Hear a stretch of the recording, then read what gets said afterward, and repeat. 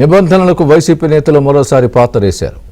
144 section అధిగమించి ఎన్టీఆర్ జిల్లా Mulapadu ash dumping యార్డుకు వెళ్లడానికి ప్రయత్నించారు.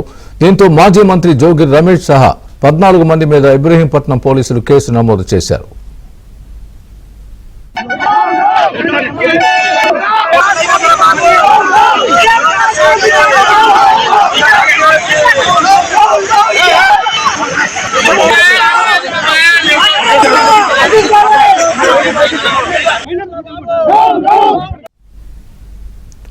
నాయకులు పార్టీ కార్యకర్తలతో కలిసి మూలపాడులో ఉన్న బూడిద డంపింగ్ యార్డ్ పరిశీలనకు జోగి రమేష్ వైసీపీ నేతలు వెళ్తున్న సమయంలో పోలీసులు అడ్డుకున్నారు.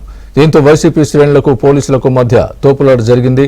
నాయకులు కార్యకర్తలు రెడ్ బుక్ రాజ్యాంగం డౌన్ డౌన్ అంటూ నినాదాలు చేశారు. జోగి రమేష్ తదితరుల్ని పోలీసులు అరెస్ట్ చేసి భవానీపురం పోలీస్ స్టేషన్ కు తరలించారు.